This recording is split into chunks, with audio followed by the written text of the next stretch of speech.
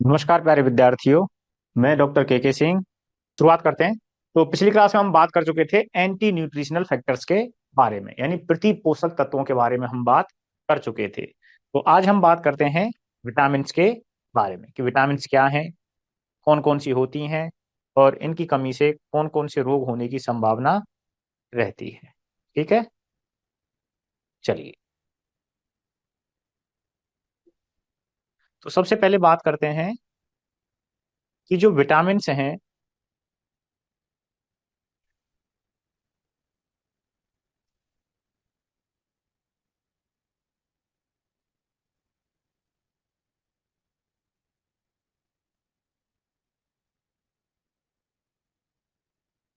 Vitamin हैं क्या चीज। विटामिन क्या है, पहली चीज कि ये जो भोज्य पदार्थ है,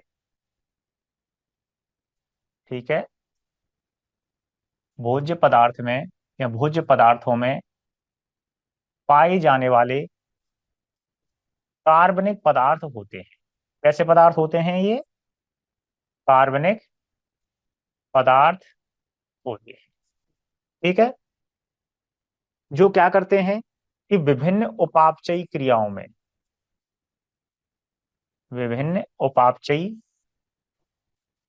क्रियाओं में और शरीर की विभिन्न आवश्यकताओं की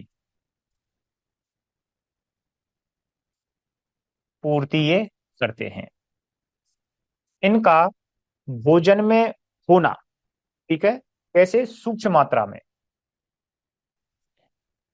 भोजन में, इनका भोजन में सूक्ष्म मात्रा में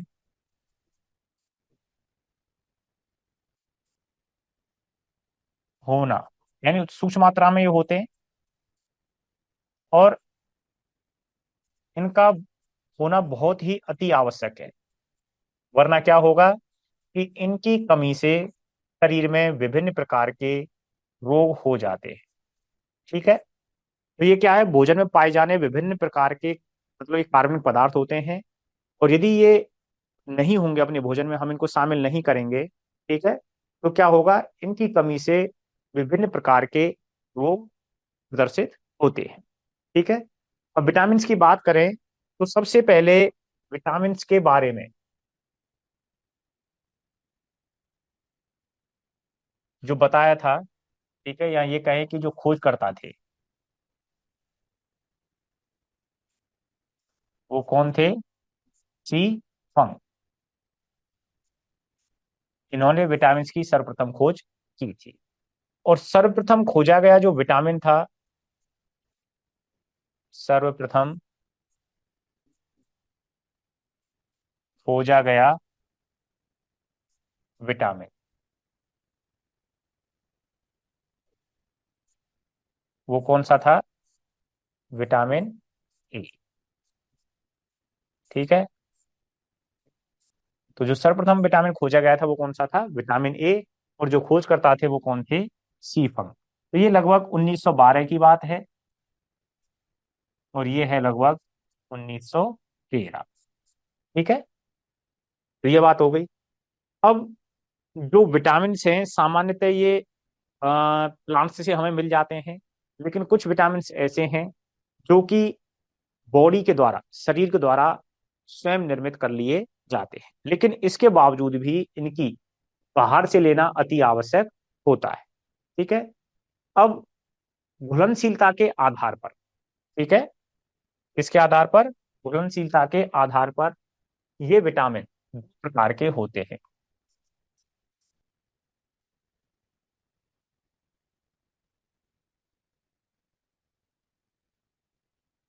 घुलनशीलता के आधार पर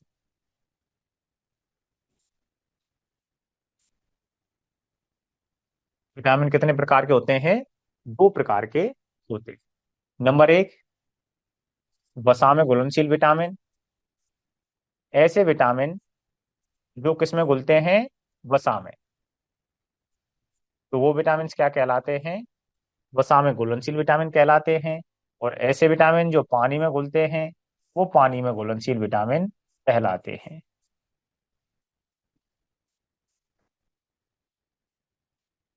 ठीक है। तो वसा में घुलनशील विटामिन और पानी में घुलनशील विटामिन। तो यहाँ नॉर्मल सा क्लासिफिकेशन देखें कि कौन कौन से विटामिन वसा में घुलनशील होंगे और कौन कौन से पानी में घुलनशील होंगे। तो इसके अंतर्गत vitamin A, vitamin D, vitamin E और विटामिन के। तो ए डी ई के, ये जो चार विटामिन हैं, ये किसके अंतर्गत आते हैं? फैट सोल्यूबल विटामिन के अंतर्गत आते हैं। यानी ऐसे विटामिन जो किस में घुलते हैं? वसा में घुलते हैं। ठीक है, ये पानी में नहीं घुलते। इसके अलावा पानी में घुलनशील विटामिन कौन से हैं? पानी में घुलनशील विटामिन होते हैं vitamin B complex. Vitamin B complex का मतलब हो गया कि इसमें विभिन्न प्रकार के B1, B2, B3, B5, B6, ठीक है, B7, B12, ये सभी विटामिन इसके अंतर्गत आ जाते हैं। दूसरा होता है विटामिन सी, यानी एस्कॉर्बिक एसिड।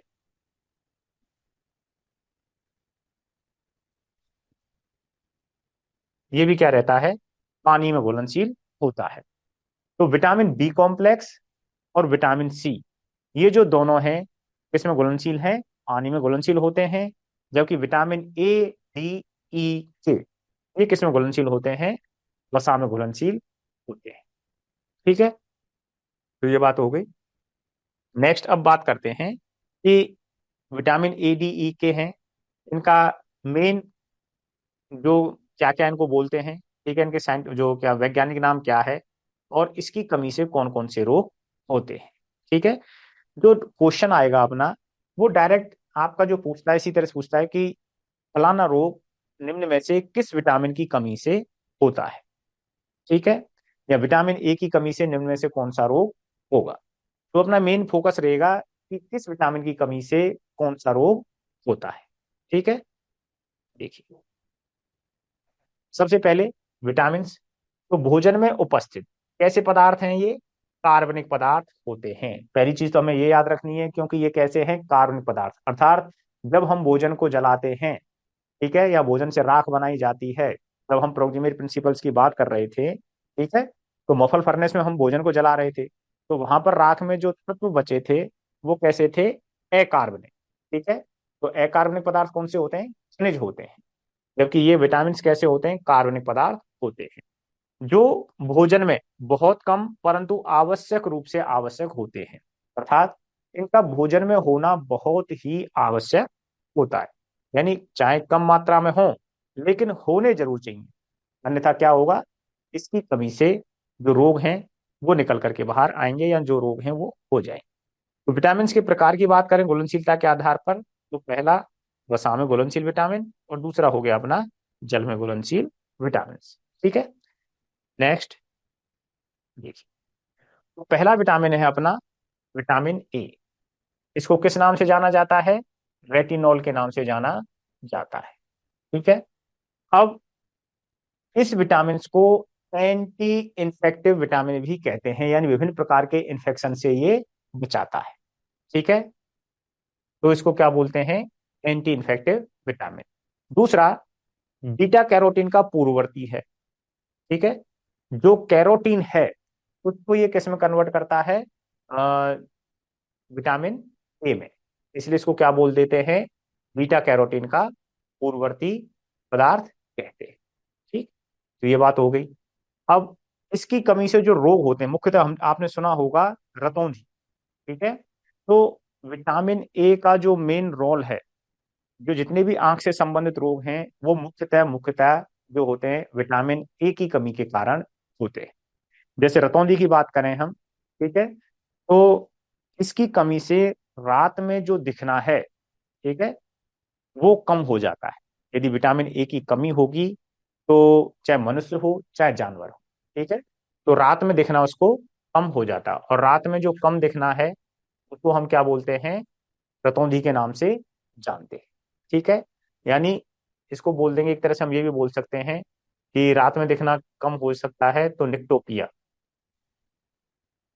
निक्टोपिया के नाम से इसे जाना जाता है।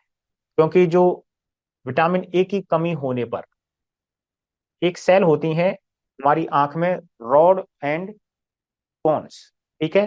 तो जो रॉड सेल होती हैं उनके लिए यदि विटामिन ए की कमी हो जाएगी, विटामिन ए की कमी हो गई, तो इस कमी की वजह से जो अंधेरा है,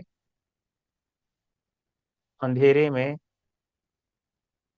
दिखने में बाधा उत्पन्न हो जाती है, और जिसकी वजह से जो जीव है उसको दिखना बंद हो जाता है या कम दिखाई देता है। और इसी को हम क्या बोलते हैं, रतौंधी के नाम से जानते हैं। ठीक है, ये बात हो गई। दूसरा आया था जेरोप्थेल्मिया, जीरोप्थेल्मिया या जेरोप्थेल्मिया। तो मेनली जीरो का मतलब होता है कि जैसे आपने सुना होगा जीरो फैट्स, ऐसे प्लांट्स जो पानी की कमी वाले स्थानों पर पाए जाते हैं। तो इसकी वजह से जो आंख है उसमें पानी की कमी हो जाती है, या ये कहें कि आंख में क्या आ जाती है, ड्राइनेस आ जाती है। ठीक है, क्या आ जाती है, ड्राइनेस या सूखापन आ जाता है। तो आंख कैसी हो जाती है, सूख जाती है, हल्की हल्की सी ड्राइनेस वहां पर आ जाती है। ठीक है, केरेटो मलेशिया, ये जो केरेटिन है, केरेटिन का जमाव है, ये क्या हो जाता है, कम हो जाता है। ठीक है, अगला है कॉर्नियल जीरोसिस। कॉर्नियल जीरोसिस, जो कॉर्निया है, ठीक है, तो जो कॉर्निया है वो कैसी हो जाती है, धुंधली। कॉर्निया कैसी हो जाती है, धुंधली हो जाती है, जिससे दिखने में समस्या होती है।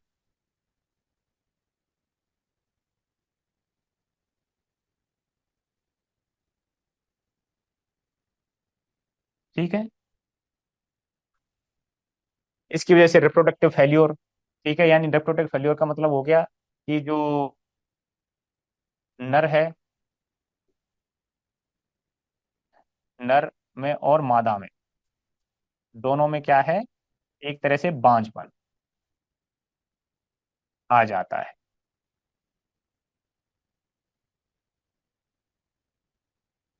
ठीक है, तो जो नर और मादा हैं दोनों में क्या हो जाता है, बांझपन आ जाता है। यानी नर को तो मोस्टली बांझपन को हम क्या बोलते हैं, नपुंसकता कहते हैं। तो नर तो कैसा हो जाता है, नपुंसक हो जाता है, और मादा कैसी हो जाती है, बांझ हो जाती है। ठीक है, तो किसकी कमी से हो रहा है ये सब, विटामिन ए की कमी से हो रहा है। ठीक है, और लास्ट है आपका न्यूट्रिशनल रोग। तो जो न्यूट्रिशनल रोग है ये मुख्य रूप से किसमें होता है, पक्षियों में होता है।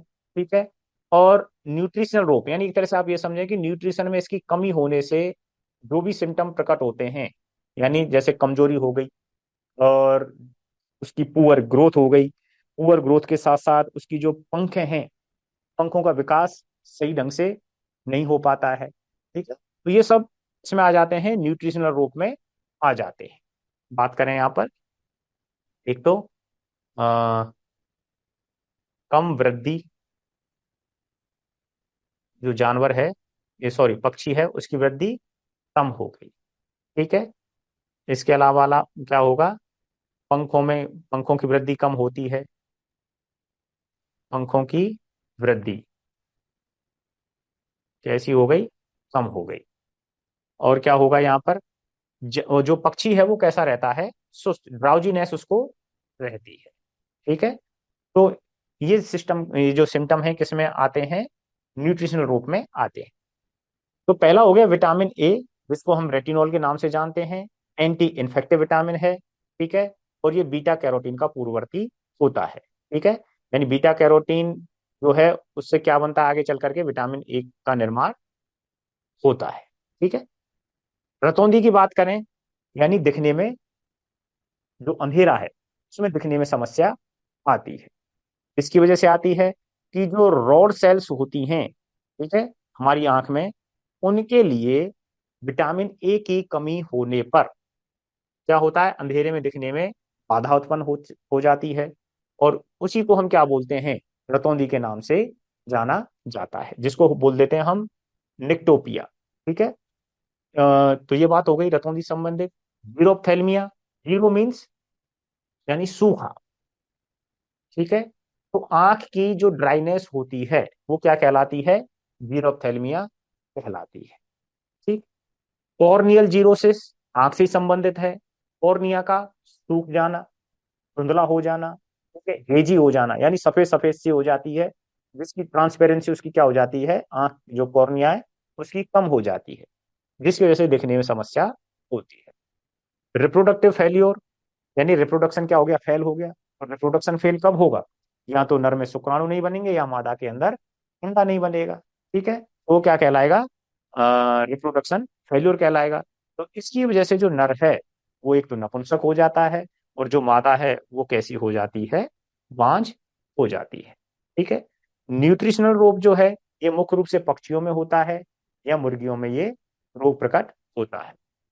इस रोग में जो मुर्गी हैं उनकी वृद्धि कम होती है, पंखों की वृद्धि नहीं हो पाती, ठीक है। और जो पक्षी है वो कैसा रहता है, हमेशा ड्राउजीनेस यानी सुस्त सा वो रहता है, ठीक है। और जो कोम्ब है, जो चमकदार होनी चाहिए, लाल होनी चाहिए, तो इनमें जो पक्षियों में कोम्ब है कैसी हो जाती है, पीले रंग की हो जाती है, ठीक है। कोम्ब कैसी हो जाती है, पीले रंग की हो जाती है। तो ये बात हो गई अपनी किसके बारे में, विटामिन ए के बारे में, ठीक। अगला है अपना fat soluble number 2 vitamin, vitamin D. Vitamin D को इर्गोस्टिरॉल या इर्गो कैल्सिफेरॉल कहते हैं, ठीक है। और जो विटामिन डी के रूप होते हैं जिनमें से मुख्य रूप से है एक विटामिन D2 और विटामिन D3, ठीक है। तो इर्गोस्टिरॉल या इर्गो कैल्सिफेरॉल किसे कहा जाता है, विटामिन D2 को। और कॉली कैल्सिफेरॉल को कहा जाता है विटामिन D3 को, ठीक है। तो विटामिन D2 और D3, इर्गोस्टिरॉल और कॉलीकैल्सिफेरॉल, ये बात हो गई। ये इसके दोनों के नाम है, D2 का नाम तो हो गया इर्गोस्टिरॉल और D3 का नाम हो गया कॉलीकैल्सिफेरॉल, ठीक। अब ये जो हार्मोन है ये एकमात्र ऐसा विटामिन है जो किसकी तरह कार्य करता है, हार्मोन की तरह कार्य, ठीक है। और अगला है कि जो विटामिन डी, ठीक है, और साथ में फास्फोरस, दोनों के द्वारा ही कैल्शियम का अवशोषण क्या होता है, प्रभावित होता है। तो कैल्शियम के अवशोषण को करवाने के लिए, सही ढंग से करवाने के लिए, प्रॉपर तरीके से करवाने के लिए इसका होना आवश्यक है, विटामिन डी का होना आवश्यक है। यदि विटामिन डी की कमी होगी तो जो कैल्शियम है उसका अवशोषण सही तरीके से नहीं हो पाएगा, चाहे हम भोजन में या खाने में कितना भी कैल्शियम जानवर के लिए दें, ठीक है। तो कैल्शियम के अवशोषण के लिए विटामिन डी का और साथ में फास्फोरस का, फास्फोरस का कैल्शियम के साथ जो अनुपात है वो एक निश्चित मात्रा में होना बहुत आवश्यक होता है, यानी 2:1 वाला रेशियो जो होना है वो बहुत आवश्यक होता है कैल्शियम और फास्फोरस का। अब देखिए विटामिन डी की कमी से होने वाले रोग, पहला आता है इसमें रिकेट्स, दूसरा osteomalacia, number 3 arching back, number 4 osteoporosis, number 4 मुर्गियों का पेंगुइन की तरह बैठना, ठीक है। अब जो रिकेट्स है ये जो बीमारी है ये किनकी है, बच्चों की। जो छोटे बच्चे होते हैं उनमें विटामिन डी की कमी से, ठीक है, क्या हो जाता है, जो हड्डियां हैं वो लचीली हो जाती हैं, जो अस्थियां हैं वो कैसी हो जाती हैं, लचीली। और जिसकी वजह से अस्थि कैसी हो जाती हैं, लचीली। और जैसे ही वजन बढ़ता है वो क्या हो जाती है, मुड़ना शुरू हो जाती है। तो हड्डियां क्या हो जाती हैं, मुड़ जाती हैं, क्योंकि हड्डियां लचीली हैं, मजबूत हुई नहीं, ठीक है। विटामिन डी की कमी से कैल्शियम का अवशोषण हुआ नहीं, कैल्शियम का अवशोषण नहीं हुआ तो हड्डियां मजबूत नहीं हुई। और हड्डियां मजबूत नहीं हुई तो क्या हुआ कि जैसे जो भी बच्चा है उसका वेट बढ़ने लगा, और वेट टांगों पर पड़ रहा है, पैरों पर पड़ रहा है, तो जिसकी वजह से जो हड्डियां हैं वो क्या हो जाती हैं, मुड़ जाती हैं, ठीक। तो ये रोग होता है उसे हम क्या बोल देते हैं, रिकेट्स कहते हैं। तो रिकेट्स किसकी कमी से हो रहा है, विटामिन डी की कमी से हो रहा है। क्यों हो रहा है, क्योंकि कैल्शियम का अवशोषण नहीं होता है, और कैल्शियम का अवशोषण नहीं होने के कारण जो हड्डियां हैं मजबूत नहीं हो पाती हैं। और बच्चे का वजन बढ़ने पर अस्थियां क्या हो जाती हैं, पूरा वजन सहन नहीं कर पाने के कारण मुड़ जाती है, ठीक, जिसे हम क्या बोलते हैं, रिकेट्स कहते हैं। अब रिकेट, ये भी जो ऑस्टियोमलेशिया है और आर्चिंग बैक है, आर्चिंग बैक जो कि रीढ़ की हड्डी में आ रही है, ये रीढ़ की हड्डी का मुड़ जाना, ठीक है। और ऑस्टियोमलेशिया में वही हड्डियों से संबंधित है। सिम्टम यही है, हड्डियां कमजोर हो जाती हैं, ठीक है, लचीली हो जाती हैं। और ये जो समस्याएं हैं, ये किसमें होती हैं, वयस्कों में होती है। और जबकि रिकेट्स किसमें हो रही है, बच्चों में हो रही है, ठीक। तो ऑस्टियोमलेशिया रिकेट्स की तरह ही है, हड्डियां लचीली हो जाती हैं, मुड़ जाती हैं, वयस्कों में होता है ये समस्या। आर्चिंग बैक में जो हड्डियों की बजाय जो समस्या हो रही है वो कहाँ हो रही है, बैकबोन में हो रही है, ठीक है। तो ये समस्या क्या होती है, कैट्स है बच्चों से संबंधित, ऑस्टियोमलेशिया और आर्चिंग बैक किससे संबंधित है, वयस्कों से संबंधित होती है। और ऑस्टियोपोरोसिस जो होती है वो होती है बुजुर्गों से संबंधित। इनमें क्या होता है, विटामिन डी की कमी से, ठीक है, कैल्शियम का अवशोषण नहीं हो पाता है। अस्थियों में जो हड्डियां हैं वो छोटे छोटे से उनमें पोर्स बन जाते हैं, जैसे हम कहते हैं कि हड्डियों का छिद्रित हो जाना, ठीक है। तो हड्डियां क्या हो जाती हैं, एक तरह से छोटे छोटे से पोर्स बन जाते हैं और हड्डियां कमजोर हो जाती हैं।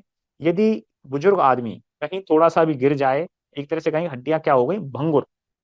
भंगुर का मतलब है कि कहीं कहीं भी अगर थोड़ा सा उस पर प्रेशर आ गया, दबाव आ गया, तो हड्डियां टूट जाती हैं, ठीक है।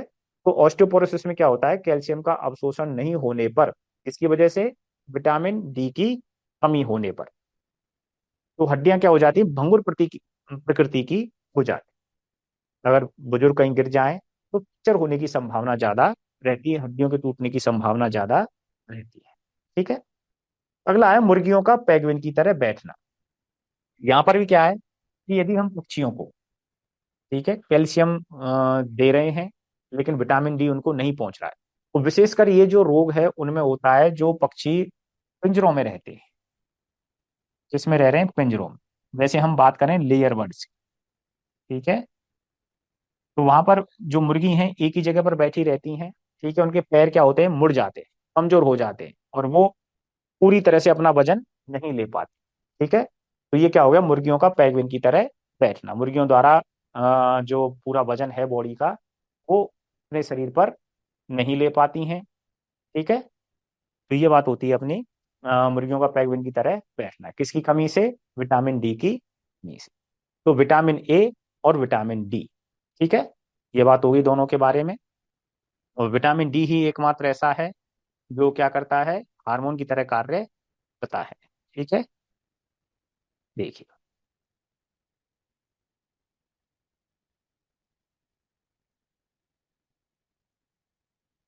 अगला है विटामिन ई, जिसको हम किस नाम से जानते हैं, टोकोफेरॉल, ठीक है। और इसी को हम क्या बोलते हैं, एंटी स्टर्लिटी विटामिन के नाम से भी जानते हैं और जैविक एंटीऑक्सीडेंट के नाम से भी जानते हैं, ठीक है। यानी जैविक एंटीऑक्सीडेंट क्या हो गया, एक तरह से जो स्किन है उसकी चमक को बरकरार रखता है, यानी ऑक्सीडेशन, एजिंग से रोकता है एक तरह से, ठीक है, क्या करता है, एजिंग से रोकता है और किसी भी जीव को सुंदर बनाने में बड़ा रोल होता है, इसलिए इसको क्या कह देते हैं, ब्यूटी विटामिन के नाम से भी इसे जाना जाता है। आपने देखा होगा, यानी कोई भी बार्बर है या जहाँ कहीं भी कभी आप ब्यूटी प्रोडक्ट यूज करते हैं तो विटामिन ई के कैप्सूल्स यूज किए जाते हैं, ठीक है। तो विटामिन ई किस लिए होता है, त्वचा की चमक को बढ़ाने के लिए, सुंदरता को बढ़ाने के लिए, ठीक है। तो इसको एंटी स्टेरिलिटी विटामिन या ब्यूटी विटामिन के नाम से भी इसे जाना, ठीक। अब इसकी कमी से जो रोग होते हैं कौन कौन से होते हैं, white muscles disease, nutritional muscular dystrophy, stiff lamb disease, tying up syndrome, encephalomalacia, crazy chick disease, mulberry heart disease. अब ये जितने भी रोग हैं विटामिन ई की कमी से, सभी में कहीं ना कहीं मांसपेशियां जो हैं प्रभावित हो रही हैं, या ये कहें कि जो मांसपेशियां हैं वो कमजोर हो रही हैं, ठीक है। तो जिसकी वजह से ये सभी रोग पैदा होते हैं। क्या क्या होता है देखो बात करें। तो पहला है व्हाइट मसल डिजीज। ठीक है। तो ये क्या होता है कि जो क्या बोलते हैं कि जितनी भी मांसपेशियां हैं, कोई भी पशु हो सकता है, कि गाय भैंस जो हैं, बड़े पशु हो सकते हैं, तो उनकी जो मांसपेशियां हैं उनमें लंबवत, नाम बोल रहे हैं व्हाइट, तो लंबवत क्या बनेंगी, सफेद धारियां उसमें बन जाती हैं, या सफेद लाइनें या फिर धारियां उन मांसपेशियों में बन जाती हैं। ठीक है, किसके अंतर्गत, मांसपेशियों में बन जाती है। दूसरा, क्या लक्षण प्रकट होता है इसमें, मसल डीजनरेशन। मसल डीजनरेशन, यानी जो मसल्स हैं, मांसपेशियां हैं, वो धीरे धीरे उनमें क्षति होने लग जाती है, उनकी ग्रोथ नहीं होती। ठीक है, तो उनमें क्या है, डिजनरेट होना शुरू हो जाती है। ठीक है, और इसी के अंतर्गत जो व्हाइट मसल्स डिजीज है, इसी में क्या होता है, श्वसन में कठिनाई।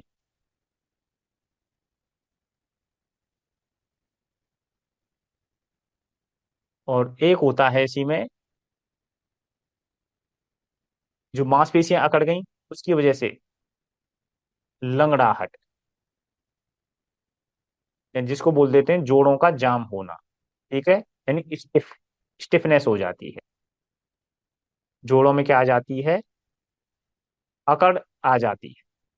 तो ये जो जितने भी सिम्टम हैं, मुख्य रूप से जो तीनों बीमारियां हैं, ये लगभग लगभग सेम होती हैं। ठीक है, चाहे वो व्हाइट मसल्स डिजीज की बात करें, इसमें भी यही मांसपेशियां प्रभावित होती हैं, मांसपेशियां कमजोर होती हैं। ठीक है, सफेद लाइनें बन जाते हैं, इसलिए इसे व्हाइट मसल डिजीज बोल दिया। न्यूट्रिशनल मस्कुलर डिस्ट्रोफी, कि जो न्यूट्रिशन की कमी की वजह से जो भी मांसपेशियां हैं वो क्या हो जाती हैं, डीजनरेट हो जाती हैं। ठीक है, उनकी जो साइज है घटने लग जाती है, तो कमजोरी आ जाती है मांसपेशियों में। ठीक है, और वो डीजनरेट होना शुरू कर देती है। यही साइन आते हैं, इसमें भी यही लक्षण दिखाई देते हैं। और यही बीमारी जब भेड़ के छोटे बच्चों में हो जाती है, जिसमें मुख्य रूप से जो सिम्टम आता है छोटे भेड़ के बच्चों में, इसी बीमारी की वजह से, यानी विटामिन ए शामिल हो रहा है। तो भेड़ के जो छोटा बच्चा है उसके जो पैर हैं वो कैसे हो जाते हैं, अकड़ जाते हैं, बिल्कुल स्टिफ हो जाते हैं। ठीक है, तो चलने में उसको क्या आती है, परेशानी हो जाती है, जोड़ अकड़ जाने की वजह से। तो उसको क्या बोल देते हैं हम, स्टिफ लैम्ब डिजीज कह देते हैं। और इसी तरह से मांसपेशियों, इसमें भी क्या होता है कि जो मांसपेशियां हैं वो प्रभावित होती हैं। ठीक है, और किसमें होती हैं, कि ये होता है हॉर्स में, घोड़े में जो मांसपेशियां हैं वो क्या हो रही हैं, डीजनरेट हो रही हैं। जिस तरह से यहाँ पर मांसपेशियां डीजनरेट हो रही हैं, न्यूट्रिशन मस्कुलर डिस्ट्रोफी में हो रही हैं, व्हाइट मसल डिजीज में हो रही हैं। ठीक है, और टाइंग अप सिंड्रोम में किसके अंतर्गत होता है, हॉर्स में, इसमें भी क्या हो रही है, मांसपेशियों की क्षति हो रही है, या मांसपेशी जो है कमजोर हो रही है, डीजनरेट हो रही है।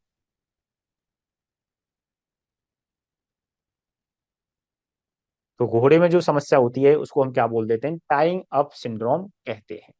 ठीक है, अगला है एनसेफेलो मलेशिया। ठीक है, ये किसके अंतर्गत होती है, पोल्ट्री के अंतर्गत होती है। ठीक है, और इसमें क्या होता है कि जो सेरेब्रो, क्या बोलते हैं उसको, जो ब्रेन है ना, सेरेब्रम है, वो डीजनरेट इसमें होता है। ठीक है, तो जिसकी वजह से क्या ये बीमारी होती है। अगला है crazy chick disease. Crazy chick disease में क्या होता है कि मुख्य रूप से जो पक्षी है, ठीक है, इधर उधर, मतलब चलने में उसको, इसकी वजह से मांसपेशियां डीजनरेट हो गई, तो इसमें भी जो पक्षी है उसको चलने में समस्या रहती है। ठीक है, मलबेरी हार्ट डिजीज में जो सुअर है पेट के अंदर हो रही है, जो हड्ड की मांसपेशियां हैं वो कैसी हो जाती हैं, कमजोर होकर के सॉफ्ट हो जाती है। ठीक है, तो उसको हम क्या बोल देते हैं, मलबेरी हार्ट डिजीज बोल देते हैं। ठीक है, तो जितनी भी ये सभी बीमारियां हैं, कहीं ना कहीं इसमें जो मांसपेशियां हैं वो डीजनरेट होती है। ठीक है। तो ये तो हो गया अपना विटामिन ई की वजह से होने वाले रोग। White muscle disease, nutritional muscular dystrophy, stiff lamb disease, tying up syndrome horse से संबंधित है। एनसेफेलोमलेशिया और क्रेजी चिक डिजीज दोनों पोल्ट्री से संबंधित हैं। मलबेरी हर्ट डिजीज, ठीक है, सॉफ्टनिंग ऑफ हर्ट मसल, ठीक है, ये क्या है, पिग में होती है। ठीक। अब बची अपनी लास्ट, फैट सोल्यूबल विटामिन का चौथा प्रकार, विटामिन के। विटामिन के जो है किसमें काम आता है, रक्त का थक्का बनाने में हेल्प करता है। यदि इसकी कमी होगी तो रक्त का थक्का नहीं बनेगा। ठीक है। तो इसकी कमी से रक्त का थक्का मतलब नहीं बनता है, तो ये किसमें हेल्प कर रहा है, रक्त का थक्का ना जमने पर इसको दिया जाता है। ठीक है। एक चीज होती है वारफेरिन।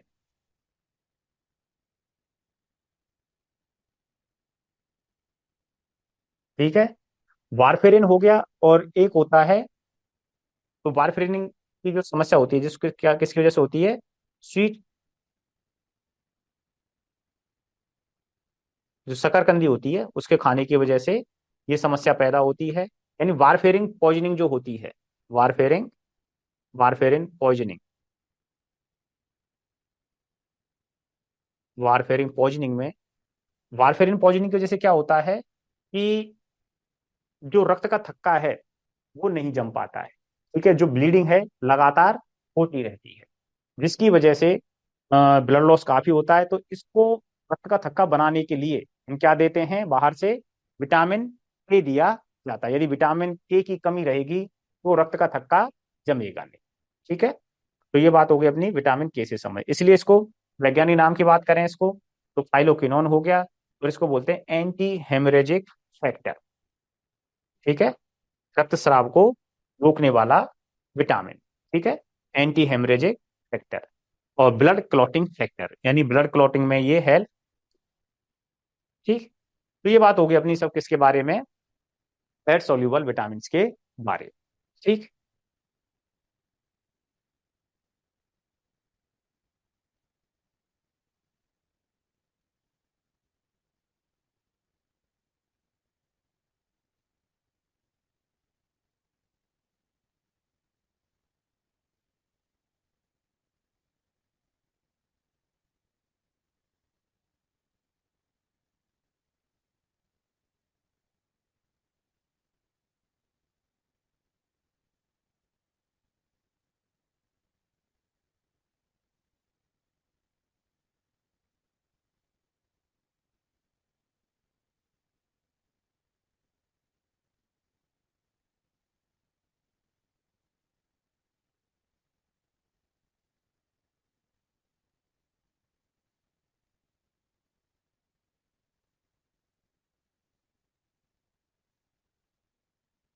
अब देखिए, ठीक, तो हमने बात की विटामिन ए, बी, सी और के। ठीक है। तो vitamin A anti infective vitamin, beta carotene का पूर्ववर्ती। विटामिन डी के दो रूप हैं मुख्य रूप से, विटामिन डी 2 और डी 3। ठीक है। तो डी 3 कोलिकैल्सिफेरॉल, और डी 2 एल्डोस्टेरोल, ये हार्मोन की तरह कार्य करता है। ठीक है। और कैल्शियम के अवशोषण को बढ़ाता है। कमी से होने वाले रोग की बात करें तो रतौंधी, क्या होता है इसमें, जो कौन सेल हैं, रॉड और कॉन्स होती हैं, तो जो रॉड सेल हैं उनके लिए जो विटामिन ए की कमी हो जाती है तो अंधेरे में देखने में समस्या हो जाती है। जीरोफ्थेल्मिया, जीरो मीन्स टू, जो आंख में सूखापन आता है, ड्राइनेस आती है, उसको क्या बोल देते हैं, जीरोफ्थेल्मिया कह देते हैं। उसी तरह से क्रेटोमलेशिया, ठीक है, और कॉर्नियल जीरोसिस, रिप्रोडक्टिव फेल्योर, और न्यूट्रिशनल, न्यूट्रिशन रोग से मतलब आप यही समझे कि न्यूट्रिशन की कमी से जो पक्षी है वो क्या रहेगा, सुस्त हो जाएगा, उसकी ग्रोथ नहीं हो पाएगी। ठीक है। ये बात। रिकेट्स में, रिकेट्स जो है बच्चों की समस्या है, बच्चों में होगा, अस्थियों का लचीलापन हो जाएगा, वजन बढ़ेगा तो अस्थियां मुड़ जाएंगी।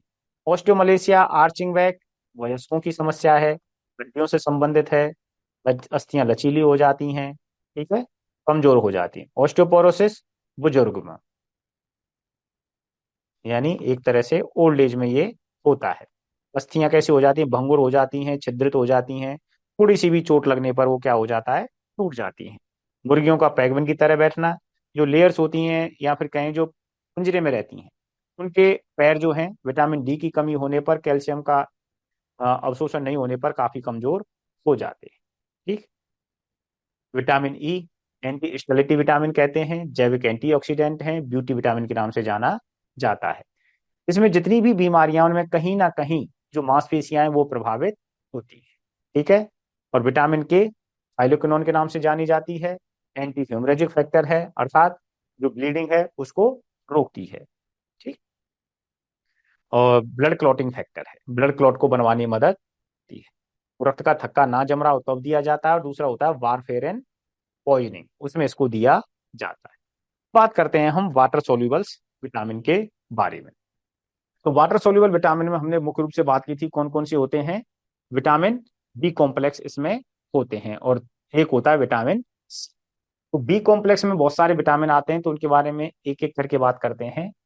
पहला है विटामिन बी वन, जिसको किसके नाम से जानते हैं हम, थायमिन के नाम से जानते हैं। ठीक है। तो ये हो गया। अब जो विटामिन बी वन है, इसकी कमी से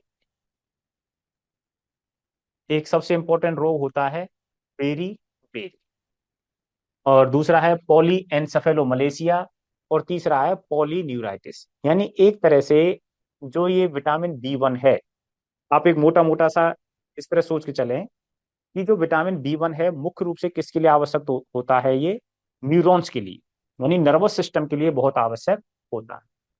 किसके लिए, न्यूरॉन्स के लिए। ठीक है। तंत्र का तंत्र के लिए ये बहुत उपयोगी होता है।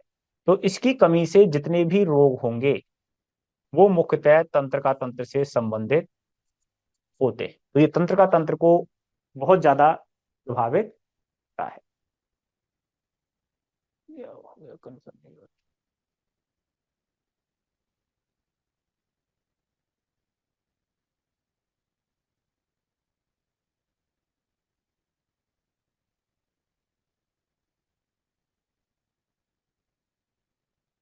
मुख्य रूप से इससे जो रोग होते हैं वो कौन से होते हैं, तंत्र का तंत्र से संबंधित होते हैं। पहला है बेरी बेरी, जो किसमें होता है, मुख्य रूप से मनुष्य में होता है। तो अभी बात की किससे संबंधित होता है, तंत्र का तंत्र से। तो बेरी बेरी में जितने भी आ, क्या बोलेंगे उनको, लंबी तंत्रिकाएं होती हैं। ठीक है। लंबी तंत्रिकाएं। तो लंबी तंत्रिकाएं किसकी रहेंगी, मुख्य रूप से हाथों की और पैरों की। ठीक है। तो लंबी तंत्रिकाएं क्या होती हैं, इसमें डीजनरेट होती हैं। ठीक है। क्या होती हैं, डीजनरेट होती हैं, यानी उनकी क्षति होती है उनकी ज्यादा, अपना कार्य सही ढंग से नहीं कर पाती हैं, उनकी जो सेंसेशंस हैं वो उनके द्वारा नहीं पहुंच पाते। तो वो क्या होती हैं, धीरे धीरे नष्ट होना शुरू होती हैं, उनकी जो ग्रोथ है वो कम होना शुरू हो जाती है। किसके अंतर्गत, बेरी बेरी के अंतर्गत। ठीक है। और दूसरा होता है मसल एट्रोफी। मसल एट्रोफी का मतलब है कि जो मांसपेशियां हैं,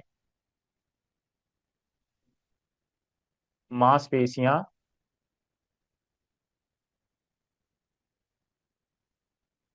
का विकसित ना होना। ठीक है। सो जो मांसपेशियां हैं विटामिन बी वन की कमी से विकसित नहीं हो पाती है। ठीक है। तो बेरी बेरी में क्या हो रहा है, दो सिम्टम मुख्य रूप से हैं। तो जितने भी लॉन्ग नर्व हैं वो डीजनरेट होती हैं, यानी जो लंबी तंत्रिकाएं वो क्या होती हैं, डीजनरेट होना शुरू हो जाती हैं, उनका जो ग्रोथ है वो रुक जाती है, धीरे धीरे नष्ट होना शुरू हो जाती है। ठीक है।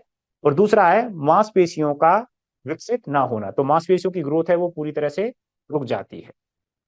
अगला है पॉली एनसेफेलोमलेशिया, जिसको पीएम के नाम से जाना जाता है, पीईएम, जो मुख्य रूप से किसमें होती है, गायों में होती है। ठीक है। इसमें क्या होता है कि जो सेरेब्रो कॉर्टिकल नेक्रोसिस इसमें हो जाती है। ठीक है। तो जो सेरेबेलम है, तो उसमें क्या हो जाती है, नेक्रोसिस। नेक्रोसिस का मतलब है कि वहां के जो ऊतक हैं वो मर जाते हैं। ठीक। तो क्या होता है, सेरेब्रो कॉर्टिकल नेक्रोसिस इस रोग के अंतर्गत होती है। तो सेरेब्रम जो है किससे रिलेटेड है, न्यूरॉन से रिलेटेड है। ठीक है। तो मेनली हमने जो शुरुआत में बात की थी कि जो थाइमीन है उसमें कौन सी चीज प्रभावित करता है, ये मुख्य रूप से न्यूरॉन्स को प्रभावित करता है, या ये कहें कि तंत्रिका तंत्र को प्रभावित करता है। ठीक है। तो इसकी पॉली एनसेफेलोमलेसिया में क्या होता है कि सेरेब्रो कॉर्टिकल नेक्रोसिस इसके अंतर्गत होती है। अगला है पॉलीन्यूराइटिस, ये पक्षियों में होती है, ये भी इसी तरह की है कि जो भी न्यूरॉन्स हैं उनमें इन्फ्लामेशन हो जाती है। ठीक है। तो पॉलीन्यूराइटिस किससे संबंधित है, पक्षियों से संबंधित है। ठीक है। इन्फ्लामेशन ऑफ न्यूरॉन्स इसमें मुख्य रूप से हो जाती है। अगला बात करें विटामिन B2, जिसको किस नाम से जाना जाता है, राइबोफ्लोविन के नाम से जाना जाता है। तो राइबोफ्लेविन, इसको विटामिन जी के नाम से भी जाना जाता है। किस नाम से जाना जाता है, विटामिन जी। ठीक है। और इसकी कमी से होने वाले रोग, पहला हो गया कर्ल्ड टॉय पैरालाइसिस, जो कि मुख्य रूप से किससे संबंधित है, पक्षियों से संबंधित है। ठीक है। Curled toy paralysis, curled toy paralysis में भी जो पक्षी है उसकी पुअर ग्रोथ होती है। ठीक है। उसमें मुख दस्त वगैरह हो जाते हैं, और पैर जो हैं उसके कर्ल्ड टॉय, जैसा कि नाम से प्रदर्शित हो रहा है कि अंदर की तरफ उसके मुड़ जाते हैं, इसलिए इसको क्या बोलते हैं, कर्ल्ड टॉय पैरालाइसिस। तो चलने में समस्या रहती है, तो पैर अंदर की तरफ मुड़ गए तो क्या रहता है, एक तरह से पैरालाइसिस उसका हो जाता है, वीकनेस आ जाती है, चलने फिरने में समस्या होती है, और पैर क्या होते हैं, अंदर की तरफ मुड़ जाते हैं, और पुअर ग्रोथ इसकी होती है, इसकी बर्ड्स की। ये हो गया कर्ल्ड टॉय पैरालाइसिस से रिलेटेड। दूसरा होता है कीलोसिस, कीलोसिस भी बोल देते हैं, चीलोसिस भी बोल देते हैं, ह्यूमन से रिलेटेड होता है। ह्यूमन में मुख्य रूप से होता है जो होठों के किनारे होते हैं, ये सैड वाले, इनका फटना मुख्य रूप से जो होता है वो किसकी कमी से होता है, यानी मुंह के जो किनारे फटते हैं, दोनों होठों के कमीशर जो हैं ये फटते हैं, किसकी कमी से होता है, विटामिन B2 की कमी से होता है। ठीक है। कॉर्नियल ओपेसिटी, वही चीज आएगी इसमें, यानी जो कॉर्निया है वो भी कैसी हो जाती है, धुंधली हो जाती है। डर्मेटाइटिस, जो त्वचा है वो कैसी हो जाती है, इन्फेक्टिव, उसका जो इन्फेक्शन है वो क्या कहलाता है, डर्मेटाइटिस कहलाता है। स्टिफ लैम्ब, स्टिफ लैम्ब के बारे में हमने बात की थी। ठीक है। जो क्या नाम है, सुअर है, इसमें किस में पाल रहे हैं, वो तो बात की थी हमने, स्टिफ लैम्ब किस में, सीप के अंदर। ठीक है, विटामिन E के अंतर्गत। ठीक है।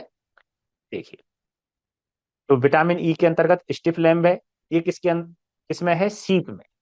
जबकि ये जो स्टिफ लैम्ब है किसमें है, पिग के अंदर। पिग के अंदर जो स्टिफ लैम्ब डिजीज जो होती है वो किसकी कमी से होती है, विटामिन B2 की कमी से। जबकि स्टिफ लैम्ब, जो कि एक्चुअल नाम आ रहा है लैम्ब का, ये किसकी कमी से हो रही है, विटामिन E की कमी से। ठीक है। और किसके अंदर, सीप के अंदर। तो आपको ये यहाँ पर थोड़ा सा याद रखना है कि स्टिफ लैम्ब यदि सीप में होती है तो किसकी कमी से हो रही है, विटामिन E की कमी से होती है। और यदि वही ये स्टिफ लैम्ब किसके अंदर हो रही है, पिग के अंदर हो रही है, किसकी कमी से होगी, विटामिन B2 की कमी से होगी। ग्लोसाइटिस, जीभ की सूजन। तो जीभ में मुख्य रूप से जो सूजन आती है, ठीक है, तो वो क्या कहलाती है, ग्लोसाइटिस कहलाती है, B2 की कमी से होती है। नेक्स्ट बात करें हम विटामिन B3। तो B3 को नियासिन के नाम से जाना जाता है, निकोटिनिक एसिड के नाम से भी इसे जाना जाता है। इसकी कमी से मैन और पिग की बात करें तो पेलेग्रा, केवल मैन की बात करें तो ब्लू टंग, और यदि डॉग की बात करें तो ब्लैक टंग, जो बीमारियां हैं ये किसकी कमी से होती हैं, नियासिन की कमी से होती हैं। पेलेग्रा जो है मुख्य रूप से रफ स्किन, यानी सूखी त्वचा। पेलेग्रा का जो सिम्टम है वो क्या है, मुख्य रूप से रफ स्किन, जो त्वचा है वो कैसी हो जाती है, काफी ज्यादा रफ हो जाती है। ठीक है। और ये सब किसकी वजह से होता है, विटामिन B3 की वजह से होता है। और ब्लैक टंग जो है पिगमेंटेशन, जो कुत्ते के कीवर्ड्स पर ज्यादा पिगमेंटेशन हो जाता है, और पिगमेंटेशन ज्यादा होने की वजह से कुत्ते की जीभ कैसी दिखाई देने लग जाती है, हमें काली काली दिखाई देने लगती है। उसी प्रकार से ह्यूमन की बात करें तो उसकी ब्लू ब्लूइश कलर की दिखाई देती है। आप तो केवल नाम याद रखें, ब्लू टंग एंड ब्लैक टंग जो दोनों हैं, इसकी वजह से होती हैं B3 की कमी की वजह से होती हैं। और पेलेग्रा जो है विटामिन B3 की कमी से, मैन एंड पिग के अंदर क्या है, रफ स्किन मोस्टली इसमें होती है। B3 के लिए एक और यूज किया जाता है 3D। तो 3D डिजीज इसकी वजह से होती है, और वो 3D क्या है, डर्मेटाइटिस, यहां पर लिख देता हूं मैं, 3D disease. First D dermatitis के लिए, क्योंकि त्वचा का रूखापन आ रहा है एक तरह से, वो भी डर्मेटाइटिस ही है। दूसरा डायरिया, दस्तों का लगना। और तीसरा होता है डिमेंशिया।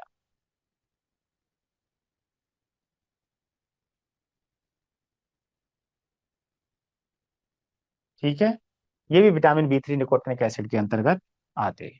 ठीक है, नेक्स्ट है विटामिन B5, यानी पेंटोथेनिक एसिड। नाम के लिए थोड़ा सा याद रखते हैं, 5 4 पेंटा, तो इसलिए पेंटाफोर्स, पेंटोथेनिक एसिड। ठीक है, इसमें जो डिजीज है मुख्य रूप से, पहली हो गई बूज स्टेपिंग। ठीक,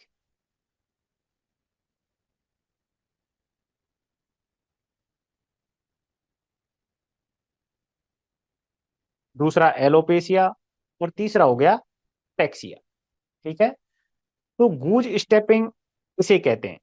तो गूज स्टेपिंग किसके अंदर हो रही है, बेसिकली सुअर के अंदर हो रही है। ठीक है, इसमें क्या करता है सुअर, कि जो अपने पैर हैं, ठीक है, एक एक तो नॉर्मल चलता है आदमी या कोई भी जानवर है नॉर्मल, थोड़े से कदम जो है, एक उसकी लंबाई रहती है चलने की, नॉर्मल चलने का तरीका होता है। तो वह चाल इसकी नहीं होती, यानी जो कदम की जो डिस्टेंस होती है वो क्या हो जाती है, छोटी हो जाती है।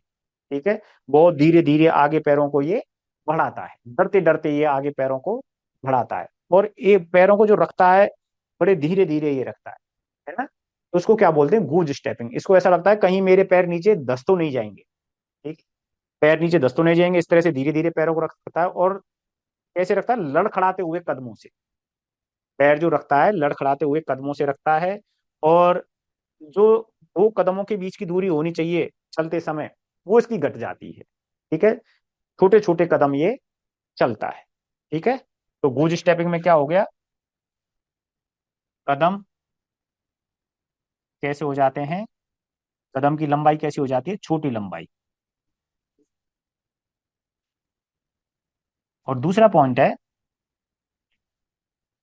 गूज स्टेपिंग में, कि लड़खड़ाते हुए कदम रखता है, लड़खड़ाते हुए कदम रखता है। ठीक है, तो ये क्या कहलाता है, गूज स्टेपिंग कहलाता है। सुअर में होती है बीमारी। अगला है एलोपेशिया। एलोपेशिया में क्या होता है, कि जो बाल हैं, शरीर से बालों का उड़ना, क्या कहलाता है, एलोपेशिया कहलाता है। ठीक है, तो ये बात हो गई गूज स्टेपिंग एंड एलोपेशिया। देखिए, अगला है विटामिन B6। B6 को किस नाम से जाना जाता है, पायरिडॉक्सिन के नाम से जाना जाता है। ठीक है, तो B6 में केरेटोसिस, केराटिन का जमाव हो गया। ठीक है, दूसरा है माइक्रोसाइटिक हाइपोक्रोमिक एनीमिया। एनीमिया का मतलब हो गया कि शरीर के अंदर आरबीसी की संख्या का कम होना, रक्त की जो मात्रा है उसका कम होना, क्या कहलाता है, एनीमिया कहलाता है। लेकिन इसका जो कारण है वो क्या है, कि आरबीसी के अंदर माइक्रोसाइटिक, माइक्रोसाइटिक यानी जो नॉर्मल साइज है आरबीसी का, आरबीसी का जो साइज है क्या हो गया, छोटा हो गया। साइज तो कैसा हो गया, छोटा। ठीक है, लेकिन अंदर जो हीमोग्लोबिन है वो भी क्या हो गया, कम हो गया। तो साइज भी छोटा हो गया और हीमोग्लोबिन भी कम हो गया। तो एक तरह से जो आरबीसी है नॉर्मल नहीं बन रही है। कैसी बन रही है, माइक्रोसाइटिक, नॉर्मल साइज से छोटी बन रही है, और उसके अंदर जो हीमोग्लोबिन है वो भी कैसा है, कम है। तो ऐसी आरबीसी को क्या किया जाएगा, जो प्लीहा है यानी स्प्लीन है, जिसको हम क्या बोलते हैं, ग्रेवयार्ड ऑफ आरबीसी, यानी आरबीसी का कब्रिस्तान। उस एबनॉर्मल आरबीसी को स्प्लीन क्या कर देगा, नष्ट कर देगा, और आरबीसी की क्या हो जाएगी, कमी हो जाएगी। तो इसी कमी को हम क्या बोलेंगे, एनीमिया कह देंगे। ठीक है। तो क्या हो गया, ये B6 की वजह से एनीमिया हो जाता है। कैसा, माइक्रोसाइटिक हाइपोक्रोमिक। गुज स्टेपिंग B6 की वजह से भी होता है, जो कि किसकी कमी से हो रहा है, B5 की वजह से भी हो रहा था। ठीक है। तो सुअर में V5 और B6 की वजह से क्या होता है, गुज स्टेपिंग होती है। ठीक है। नेक्स्ट है विटामिन B7। B7 को विटामिन H या बायोटिन के नाम से भी जाना जाता है। ठीक। इसकी कमी से स्पेक्टेकल आई नामक बीमारी हो जाती है, जो मुख्य रूप से भेड़ों में और चूहों में होता है। इनमें क्या होता है कि जो आंखों के आसपास की जो जगह है वो ब्राउनिश कलर की हो जाती है। ठीक है। तो जिसकी वजह से ये अलग ही कलर दिखाई देता है। तो जिससे ऐसा लगता है दूर से कि जैसे कि चश्मे लगे हुए। तो ये बीमारी किसमें हो जाती है, मुख्य रूप से भेड़ों में और चूहों में। किसकी कमी से, विटामिन H या बायोटिन की कमी से। अगला है पीरोसिस। जो पीरोसिस है वो किसमें हो रही है, सुअर में, मुर्गियों में और चूजों में। ठीक है। तो पीरोसिस में क्या होता है, मुख्य रूप से जो लेग्स हैं वो मुख्य रूप से हॉग जॉइंट, ये प्रभावित होते हैं। लेग डेफॉर्मिटी इसको नाम बोला जाता है, लेग डेफॉर्मिटी। इसमें क्या होता है कि जो हॉक जॉइंट है,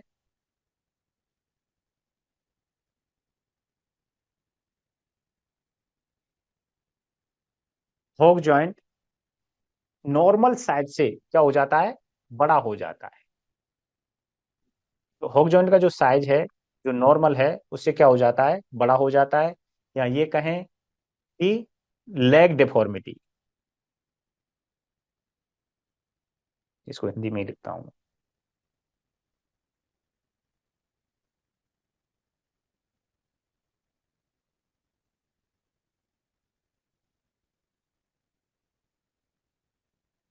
जो नॉर्मल फॉर्मेशन है वो कैसा हो जाता है, एब नॉर्मल। तो लेग डिफॉर्मिटी आ जाती है, पैर के बनने में एब नॉर्मलिटी आ जाती है। ठीक है। और हॉक जॉइंट कैसा हो गया, बड़ा हो गया। और दूसरा होता है पीरोसिस में, ये थोड़ा सा इंपॉर्टेंट है, क्रैकिंग ऑफ फीट। क्रैकिंग,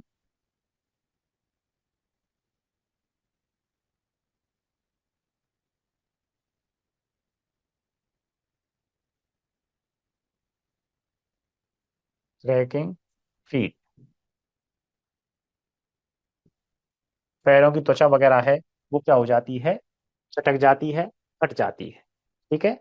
तो विटामिन H की वजह से या B7 की कमी की वजह से स्पेक्टेकल आई। ठीक है। भेड़ और चूहों में होती है पीरोसिस। हॉक जॉइंट साइज में बढ़ जाता है, जिसे लेग डिफॉर्मिटी के नाम से भी हम जानते हैं।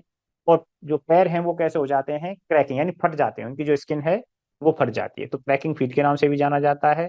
और एक इसको केवल आप नाम याद रखें, ये भी एक इंपॉर्टेंट फीचर है, या इसके बारे में पूछ लेता है कि सब मुख्य बीमारी, फैटी लीवर किडनी सिंड्रोम, जो कि मुर्गियों की बीमारी है।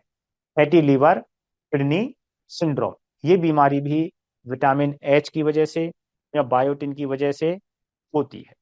ठीक है।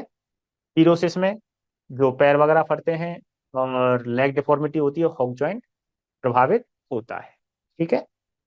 अगला है विटामिन B8, जो क्या है, फाइटिक एसिड, वाटर सोल्यूबल होता है। ठीक है। इसको विटामिन B8 के नाम से भी जानते हैं। ठीक है। और इसकी वजह से पॉलीसिस्टिक ओवरी डिजीज हो जाती है। ठीक है।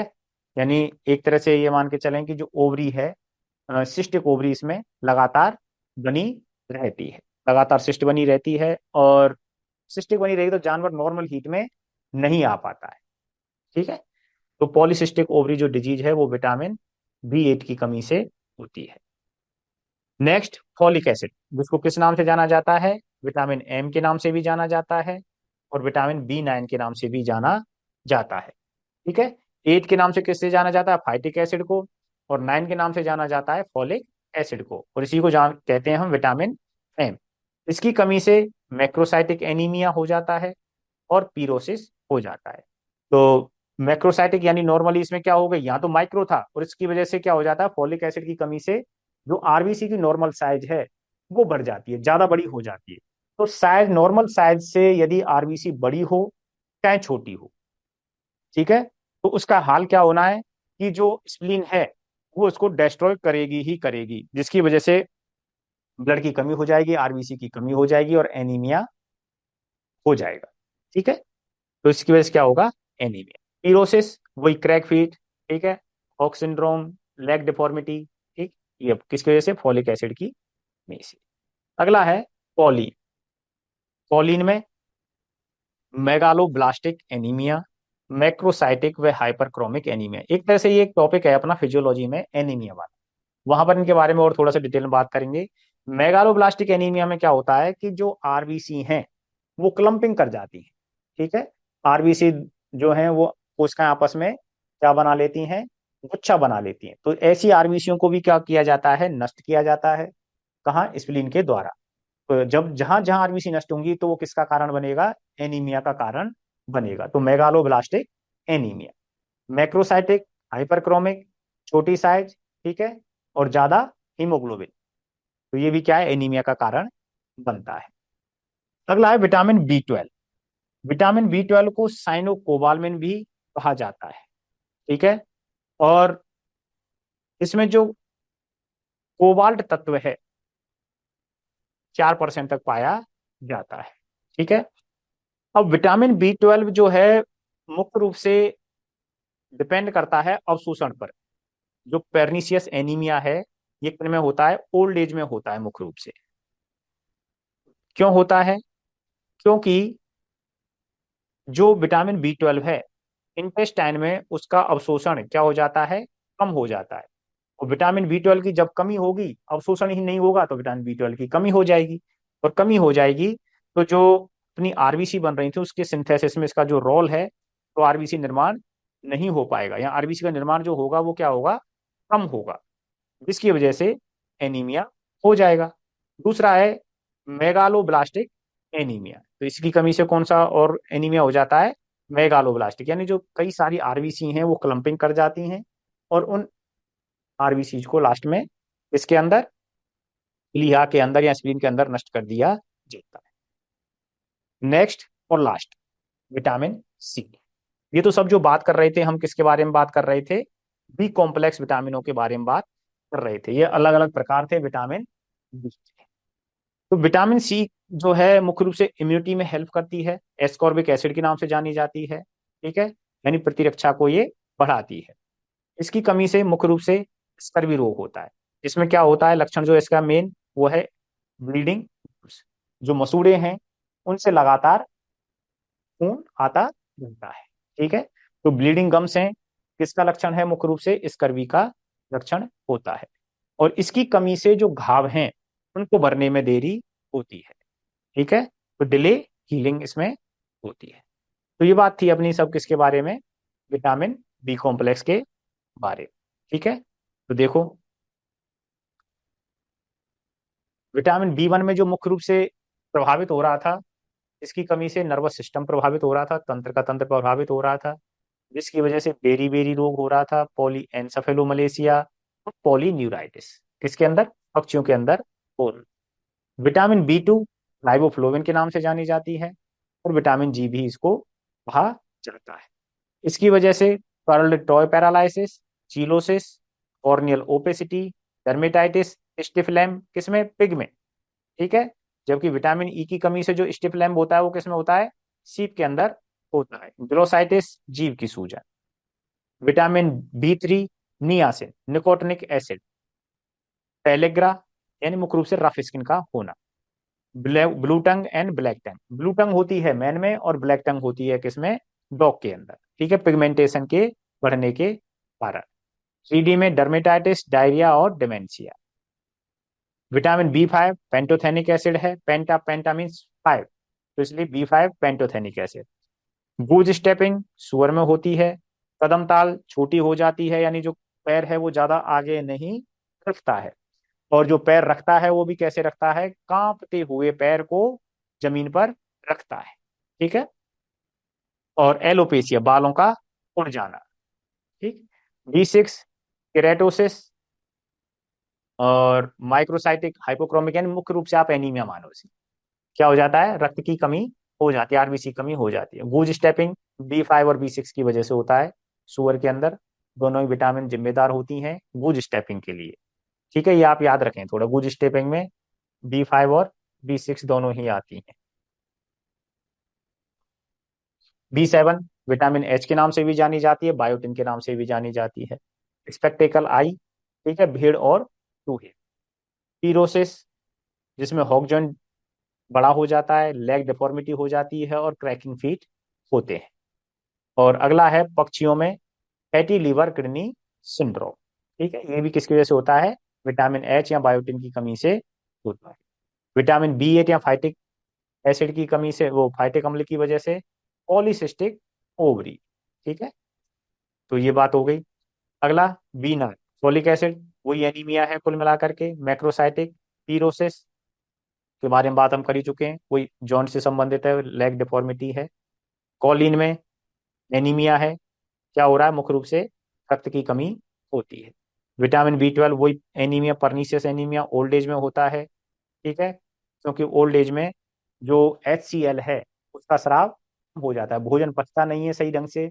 और दूसरा, जब भोजन सही ढंग से पचता नहीं है और दूसरी एब्जॉर्प्शन घट जाता है, हाथों में उसका अवशोषण नहीं हो पाता है, तो तब जाकर के परनीसियस जो एनीमिया होता है वो क्या कहलाता है, परनीसियस एनीमिया कहलाता है। विटामिन C एस्कॉर्बिक एसिड के नाम से जानी जाती है। स्कर्वी होता है यानी ब्लीडिंग गम्स, लगातार रक्तस्राव का होना। और जो विटामिन C है मुख्य रूप से किसको बढ़ाती है, इम्यूनिटी को इम्प्रूव करती है। और जिसकी वजह से जो डीलिंग हिले है, कमी की वजह से क्या हो जाती है कि जो घाव है उसको भरने में देरी होती है, ठीक है। इसको दे देते हैं तो घाव जल्दी भरते हैं, जैसे अपने होता है ना कि छाले वगैरह में हम काम में लेते हैं, ठीक है। ये होता है विटामिन C के बारे में। विटामिन C को एंटी एजिंग फैक्टर के नाम से भी जाना जाता है, ठीक है। तो ये होता है एस्कॉर्बिक एसिड के बारे में। अब आपकी कोई बात है तो आप पूछ सकते हैं।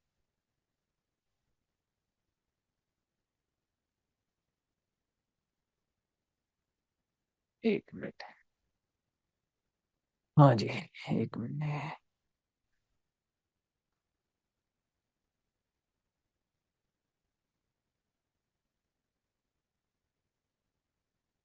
ये कोलिन कौन सी विटामिन है? क्या चीज, कोलिन। कोलिन, ये मतलब एक तरह से विटामिन बी कॉम्प्लेक्स का ही भाग है ये, है ना।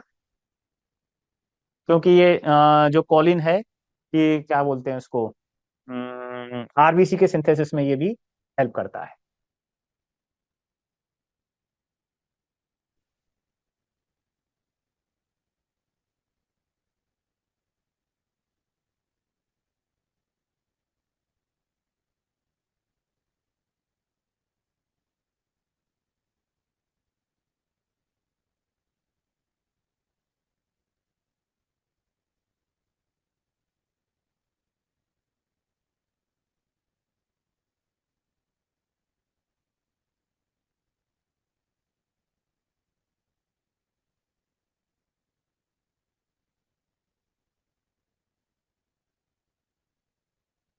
एक मिनट,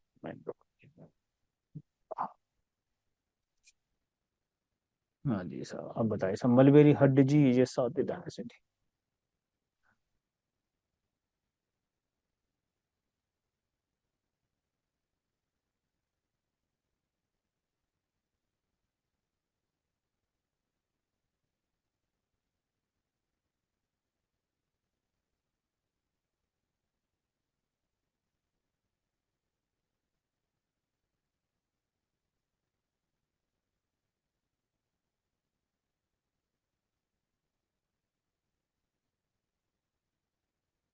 सर, ये sir Ravinder Singh sudden death syndrome, ये मुख्य रूप से आपका सडन डेथ सिंड्रोम बायोटिन ही आता है इसमें मुख्य रूप से, है ना, क्योंकि ब्रॉयलर्स की डिजीज होती है मुख्य रूप से, जो हम चूजे वगैरह पालते हैं।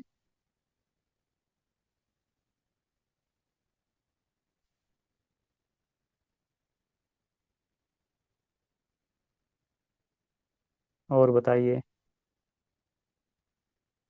बाकी देखो बीमारियां तो इसमें बहुत सारी होती हैं, क्योंकि हम आगे बात करेंगे कि कुछ मिनरल्स की डिजीज के बारे में बात करेंगे, तो वहां भी कुछ बीमारियां आएंगी जो कि विटामिन और मिनरल्स दोनों में सेम रहेंगी। जैसे बात करें यहाँ पर विटामिन ई, और एक तत्व होता है जो मिनरल्स होता है सेलेनियम, तो दोनों में ये बीमारियां जो रहेंगी वो सेम रहती हैं, कि सेलेनियम की कमी से भी वही बीमारियां होती हैं और विटामिन ई की कमी से भी वही बीमारियां होती हैं। जैसे हम यहाँ पढ़ रहे हैं ना विटामिन डी और कैल्शियम, तो दोनों की बीमारी क्या रहती हैं, सेम रहती हैं, क्योंकि यदि विटामिन डी कम हुआ तो कैल्शियम का अवशोषण नहीं हो पाएगा।